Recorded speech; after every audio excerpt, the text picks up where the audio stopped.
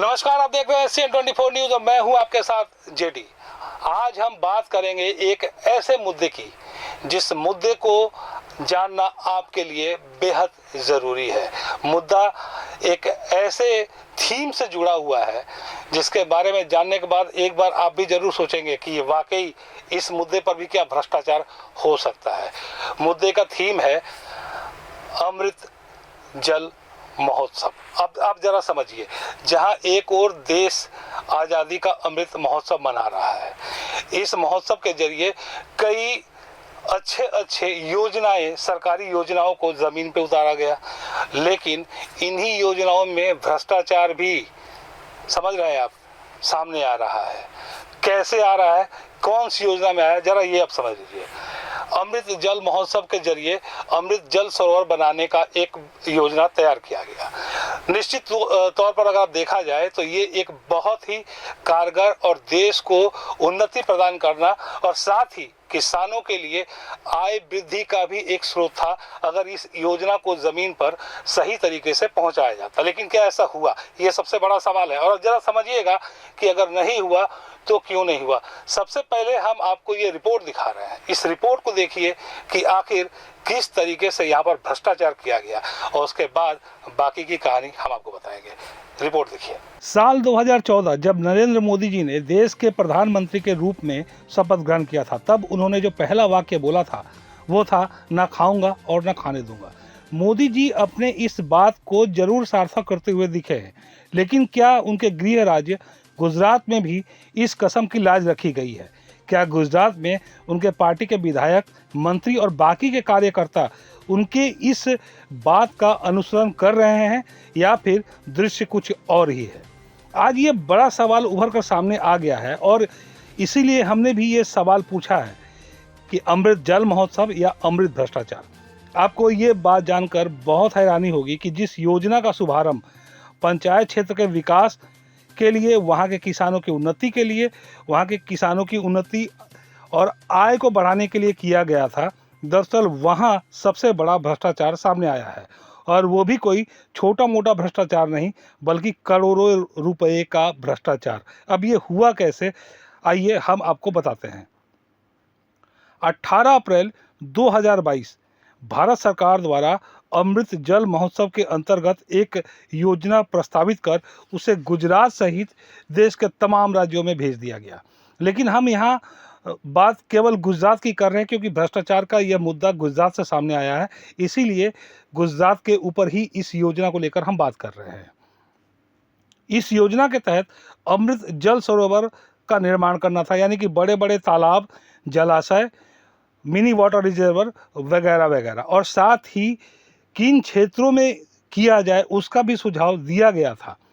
इनमें ऐसे क्षेत्र मौजूद थे जो मेट्रो रेल प्रोजेक्ट के करीब के हों, साथ ही राष्ट्रीय राजमार्ग यानी कि NHAI के करीब के हों, जिससे इस जलाशय के काटने के बाद जो मिट्टी निकलेगा वो पंचायत क्षेत्र में इस्तेमाल होने के बाद पूरा का पूरा सभी सरकारी प्रोजेक्ट के काम में लगाए जा सके। और इस काम को पूरा करने के साथ साथ पूरी तरीके से निगरानी करने का जिम्मा भी सिंचाई विभाग को सौंपा गया, जो कि राष्ट्र के विकास के लिए एक बेहतरीन कदम था। लेकिन यहीं से सबसे बड़ी भ्रष्टाचार की कहानी शुरू हो गई।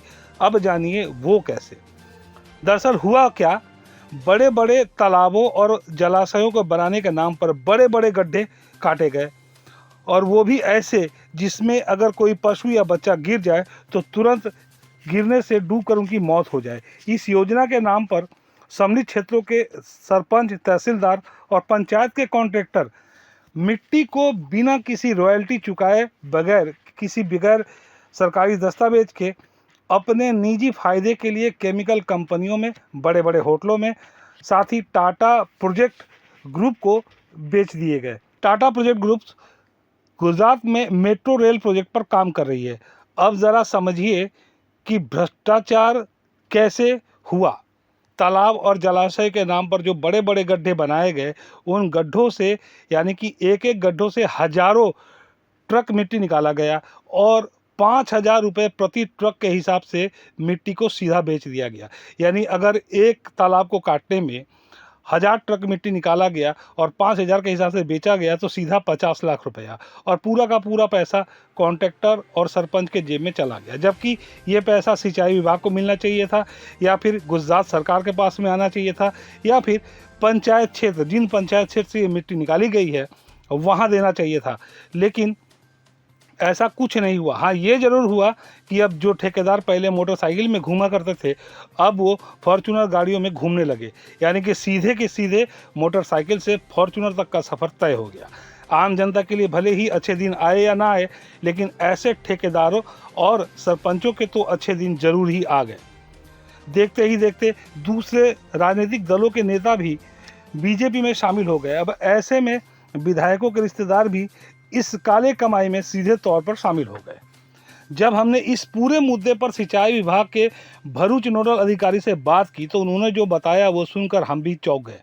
उन्होंने खुले तौर पर सीधे सीधे बताया कि सरकार द्वारा ही आदेश है कि ये लोग कहीं भी मिट्टी किसी भी दर पर बेच सकते हैं और पूरा का पूरा पैसा वो खुद ही रख सकते हैं, क्योंकि ये जो कथाकथित जलाशय इन्होंने बनाया है इसके लिए जो भी खर्च है ये उनका खुद का है। इन लोगों ने स्व खर्च के अनुसार ये पूरा का पूरा काम किया है। सरकार द्वारा किसी भी तरह का फंडिंग इन्हें नहीं दिया गया है। ये जवाब सच में हैरान करने वाला था। फिर हमने जब उनसे पूछा क्या गुजरात सरकार के पास फंड नहीं है इस काम के लिए, तो उन्होंने बताया कि पूरे भरूच जिले के लिए सिर्फ 4 करोड़ रुपए का फंड पारित किया गया है। ऐसे में हम इस योजना पर कैसे काम कर सकते हैं, इसलिए सरकार द्वारा ये रास्ता निकाला गया है। अब यहाँ से सारी पिक्चर साफ दिखने लगी। गुजरात में विधानसभा 2022 के चुनाव होने वाले हैं और ऐसे वक्त में सरकार की ठेकेदारों पर ऐसी मेहरबानी खुद गुजरात सरकार पर ही सवाल खड़े करती है, जिनमें सबसे बड़ा सवाल है क्या आम जनता के साथ इतना बड़ा विश्वासघात किया गया, तो आखिर क्यों? जो मिट्टी किसानों और पंचायत क्षेत्र के विकास के लिए इस्तेमाल किया जाना था, आखिर वो इन ठेकेदारों की बपौती कैसे हो गई? इसका जिम्मेदार कौन है? इन ठेकेदारों पर अचानक इतनी मेहरबानी आखिर क्यों? कहीं ऐसा तो नहीं कि पर्दे के सामने ठेकेदार और सरपंच दिख रहे हैं तो पर्दे के पीछे पूरा का पूरा मामला कोई और ही संभाल रहा है? क्या इस बात की जांच होगी? आज जिस तरीके से पूरा विपक्ष सरकार को घेर रहा है ईडी और सीबीआई के जांच के मामले में, क्या सरकार इन तमाम सवालों का जवाब देते हुए गुजरात में इस पूरे मामले की जांच ईडी और सीबीआई से करवाएगी, आईटी से करवाएगी? क्या सरकार इस मामले की सच्चाई गुजरात के 9 करोड़ जनता के सामने लाने का प्रयास करेगी? एक एक तालाब और जलाशय बनाने के नाम पर एक से एक बड़े बड़े गड्ढे बनाए गए और करोड़ों रुपए का काला धन कमाया गया। तो आप खुद अंदाज लगा लीजिए कि पूरे गुजरात में कितने अरबों का घोटाला हुआ होगा। इस पूरे भ्रष्टाचार के मुद्दे पर बीटीपी सुप्रीमो छोटू भाई बसावा ने इसीलिए तंज भी कसा था कि इन गड्ढों से पानी निकले या ना निकले, लेकिन पैसा ज़रूर निकलना चाहिए। अब ये आने वाला वक्त ही बताएगा कि सरकार क्या इस भ्रष्टाचार की जांच सरकारी एजेंसी सीबीआई और ईडी से करवाएगी। जो भी सच्चाई है वो सामने आएगी, वो आम जनता को दिखाया जाएगा, बताया जाएगा, या फिर वक्त बीतने के साथ साथ इस मुद्दे पर धूल जम जाएगी और ये मुद्दा भी कहीं गुम हो जाएगा।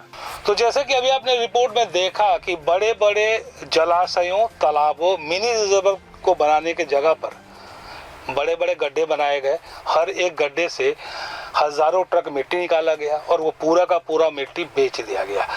सुनने में आया कि हर एक ट्रक 5,000 रुपये में बेचा गया है। यानी कि आप समझ लीजिए कि अगर 1000 ट्रक भी निकाला गया मिट्टी और 5,000 के दर पर ही बेचा गया तो एक तालाब या गड्ढे से कम 50 लाख रुपए निकाले गए। लेकिन ये पैसा आखिर गया तो गया कहाँ?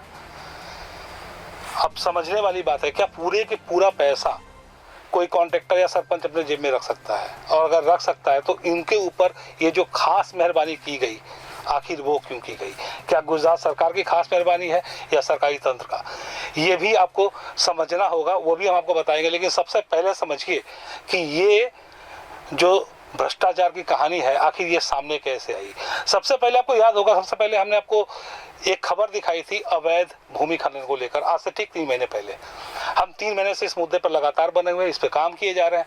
3 महीने पहले हमने जब इस मुद्दे की शुरुआत की थी, इस पे काम किया था, तो हमें ऐसा लगा था कि ये एक अवैध भूमि खनन का मामला है। लेकिन जैसे ही हम इस मामले में आगे बढ़े, पूरा का पूरा मामला सामने आ गया, पिक्चर तस्वीरें सामने आ गई कि ये भूमि खनन के बजाय एक ऐसे मुद्दे का सर्वनाश किया जा रहा है जो आम जनता के हित के लिए थी। जो आप समझिए कि गुजरात में कुल मिलाकर 8,600 से भी ज्यादा ग्राम पंचायत है, उसमें हम सिर्फ एक ग्राम पंचायत, खर्ची ग्राम पंचायत की बात कर रहे हैं। अगर एक ग्राम पंचायत में ये आंकड़ा सामने आता है भ्रष्टाचार का, तो अंदाज लगाइए कि बाकी के पंचायतों को जोड़ लिया जाए तो आंकड़ा कहां तक टच करेगा। अब सबसे बड़ा बात यह है कि आखिर इसका गुनहगार है कौन, आखिर इतना बड़ा भ्रष्टाचार किसके सर पर हुआ? क्या इसके पीछे सिर्फ कॉन्ट्रैक्टर और सरपंच ही है या कोई और भी है जो वाकई इसका मास्टरमाइंड है?